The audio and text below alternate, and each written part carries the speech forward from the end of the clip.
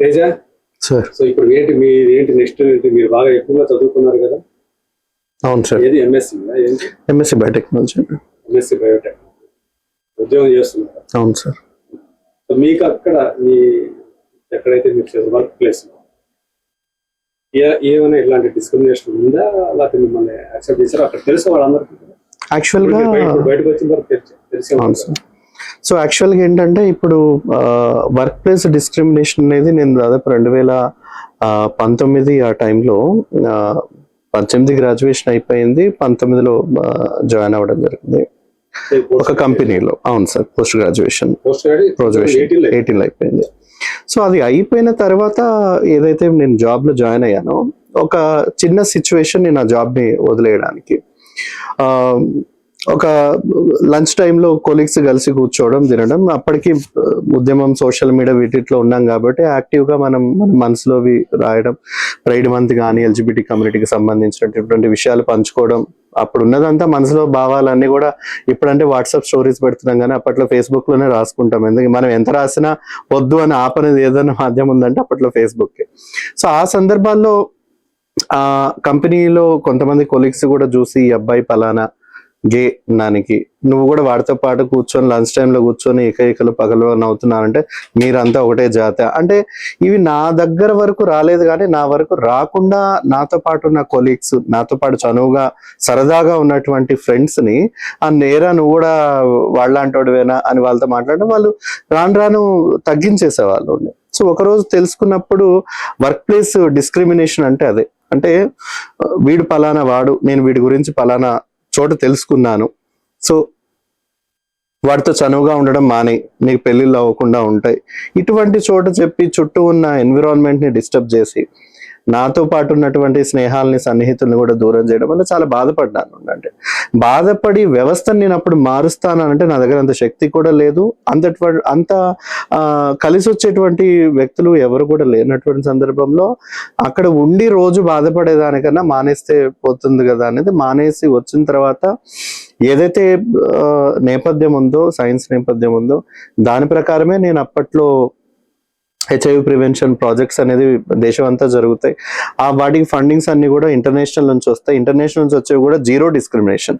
మన దగ్గర ఏర్పడిన చట్టాలు, మన దగ్గర ఏర్పడినటువంటి వ్యవస్థలన్నీ కూడా మనల్ని కించపరుచుకునే విధంగా మన దగ్గర ఉంటున్నాయి. కానీ వేరే దేశాల నుంచి వచ్చేటువంటి ఉద్యోగాలు కానీ సంస్థలు కానీ ఇవన్నీ కూడా ప్రతి ఒక్క మనిషి యొక్క భావాన్ని అన్నిటిని కూడా దృష్టిలో పెట్టుకొని జీరో డిస్క్రిమినేషన్ తో వస్తున్నాయి. కాబట్టి నేను ఆ పబ్లిక్ హెల్త్ ప్రాజెక్ట్స్ లో నేను చేరడం, కంటిన్యూస్ గా నేను వాటిలోనే పనిచేయడం, ఒక దేశంలో ఉన్నటువంటి మార్జినలైజ్డ్ కమ్యూనిటీస్ ఉన్నటువంటి వాళ్ళందరి యొక్క ఆరోగ్యానికి సంబంధించి నేను దగ్గరుండి నేను పర్యవేక్షిస్తూ వర్క్ చేయడం as a public health consultant గా నాకు చాలా దగ్గరగా చాలా ఇష్టంగా అనిపించింది. అందుకని కొన్ని సందర్భాల్లో ఆ ఉద్యోగం ఉన్నా లేకపోయినా సస్టైన్ అవ్వడానికి ఏదో నాకు నేను ఖర్చులు తగ్గించుకొని ఉండడానికి నేను ఆలోచిస్తున్నాను. కానీ నేను ఎక్కడైనా వేరే చోట కార్పొరేట్ వ్యవస్థల్లోకి వెళ్ళి అక్కడ మళ్ళీ వాళ్ళు ఏదో నన్ను అన్నారు, నేనేదో బాధపడ్డాను, మళ్ళీ నేను ఒక తిరిగి అన్నాను, ఆ ఎన్విరాన్మెంట్ లేనప్పుడు మనం అక్కడికి వెళ్ళి చేసేది ఏముంది? ఎన్విరాన్మెంట్ కన్వెన్షనల్ జాబ్ లో లేను, బట్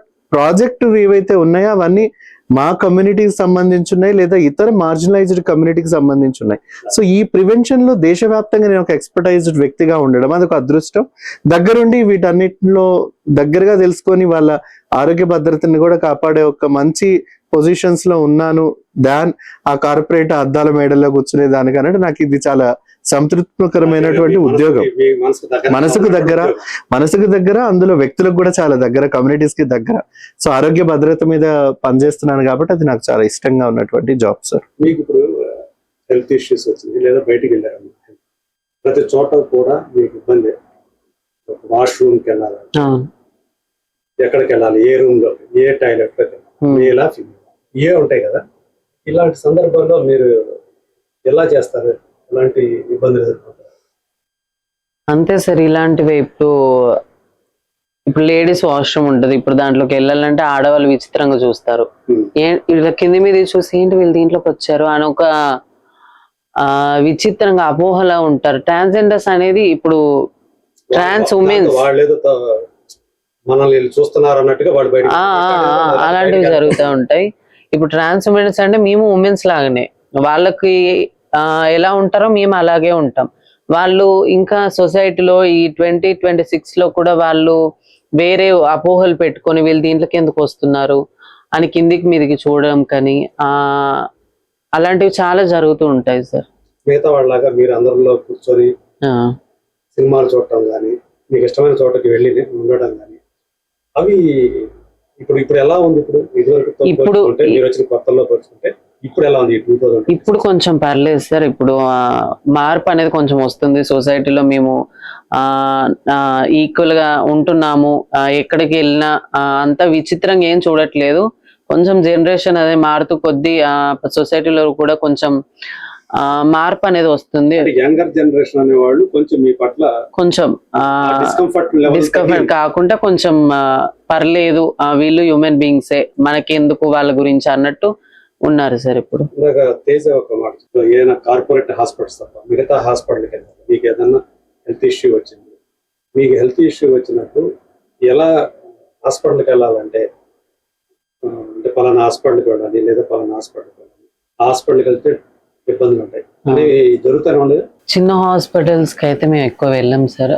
పెద్ద హాస్పిటల్స్ కి ఎందుకు వెళ్తామంటే వాళ్ళకి మా మీద ఎక్కువ అవగాహన ఉంటది, ఎలా ట్రీట్ చేయాలి, ఏం చేయాలి అని వాళ్ళకి బాగా తెలిసి ఉంటది. డబ్బులు పోతే పోనీ పర్లేదు అని, మా హెల్త్ ముఖ్యమని మేము పెద్ద హాస్పిటల్స్ కి ప్రిఫర్ చేస్తాం సార్ వెళ్ళడానికి.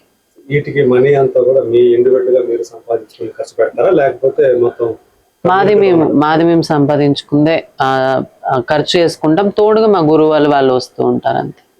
వాళ్ళేమో పైసలు మాత్రం మీవే? మావే సార్. మా దగ్గర లేనప్పుడు పెడతారేమో కానీ నార్మల్ టైంలో మేమే పెట్టుకుంటాం, మాది మేమే. మనీ ఇష్యూస్ ప్రాబ్లమ్స్ మనీ ప్రకారంగా నాకు ఎప్పుడు ప్రాబ్లమ్స్ రాలేదు సార్. అంటే మీరని కాదు, మామూలుగా మీ కమ్యూనిటీలో హెల్త్ ఇష్యూస్ వస్తూ ఉంటాయి సార్. పెద్ద హాస్పిటల్కి వెళ్తారా? అలాగే వెళ్తాము. ఒకవేళ హెల్త్ ఇష్యూ వచ్చిన అమ్మాయి దగ్గర డబ్బులు లేకున్నా కూడా మా ట్రాన్స్ కమ్యూనిటీలో ఎంతమంది ఉన్నారో అంతమంది కలిసి ఇంత వేసుకొని కూడా మా కమ్యూనిటీలో ఎవరికి జరిగినా అలా చూసుకుంటాం, మేము పెట్టుకుంటాం చూసుకుంటాం. అట్లా ఒక యూనిటీ లాగా ఉంటాం. మీరు సినిమాలు చూస్తుంటారా? కొన్ని అప్పుడప్పుడు చూస్తాం. మీ ఫేవరెట్ యాక్టర్స్ ఉన్నారు? ఎవరు? Favourite actor Ram Charan, actress Anushka. Okay.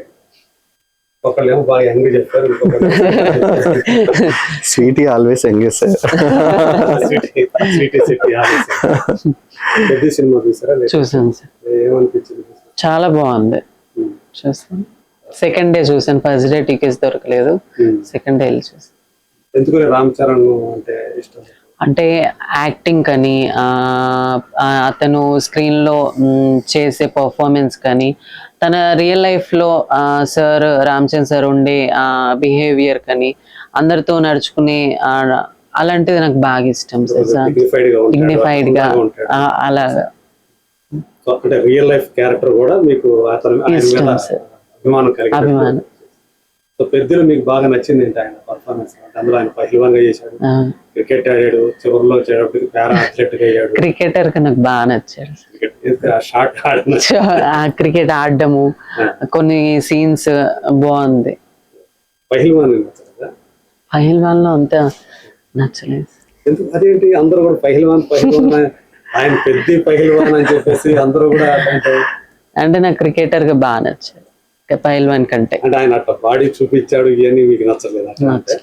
Body పెంచడము అలా ఉండొచ్చు కానీ మరీ ఓవర్ ఎక్స్పోజ్ చేయడం నాకు నచ్చలేదు సార్. రామ్ చరణ్ సార్ అంటే ఎవరైనా అంతేనా? మగవాళ్ళు అట్లా ఓవర్ ఎక్స్పోజ్ చేస్తే నచ్చరు. నిండుగా మగవాళ్ళు కానీ బట్టలు నిండుగా ఉండాల్సింది. అంటే సార్ మీద కొంచెం అభిమానం కదా, మరి ఓవర్ గా అలా పహిల్వాన్లు అలానే ఉంటారు కానీ సార్ ఎప్పుడు అలా ఊహించుకోలేదు కదా నేను, అందుకే నచ్చలేదు. ఇక్కడ కొంచెం డిఫర్ అవుతుంది. అంటే రామ్ చరణ్ తర్వాత అంటే ఇంకెవరైనా ఉన్నారు మేల్ యాక్టర్స్? ఇంకా ఎవరు లేదు సార్, రామ్ చరణ్ సార్ ఒక్కరే. దాదాపు అన్ని చూసే ఉంటారు? చూస్తూ ఉంటాను. ఎలా మీరు మామూలు మూవీస్ ఎలా థియేటర్కి వెళ్ళి చూస్తారా, లేకపోతే ఎలా? నార్మల్ మూవీస్ అయితే ఏమంటారు ఆన్లైన్ లో చూస్తాను సార్.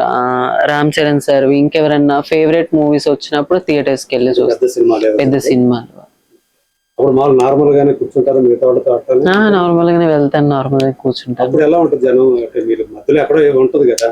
ఇప్పుడైతే మేము ఎలాంటివి ఆ థియేటర్ లో కానీ ఎక్కడైనా షాపింగ్ మాల్స్ లో కానీ ఎలాంటివి ఏం ఫేస్ చేయట్లేదు.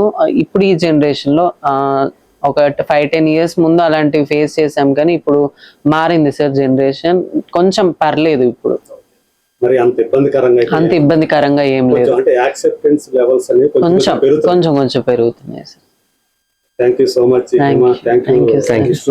సో మీరు ఆల్రెడీ ఈ ఉద్యమాల్లో వీటిలో కూడా తిరుగుతున్నారు కాబట్టి ఎల్జిబిటి ఉద్యమాల్లో మీ పోరాటం ఏదో నాటి ఖచ్చితంగా మీరు అనుకున్నాయి అంటే చట్టాల్లో ఎలాంటి మార్పు కావాలనుకుంటారో అవి జరగాలని చెప్పేసి మనస్ఫూర్తిగా కోరుకుంటూ, అలాగే ఈ cinema LGBT a legal battle అనేది మీ జీవితాలకు సంబంధించింది కాబట్టి వీలైనంత ఎక్కువగా జనాలకు రీచ్ కావాలని చెప్పేసి మనస్ఫూర్తిగా కోరుకుంటారు. Thank you so much. Thank you.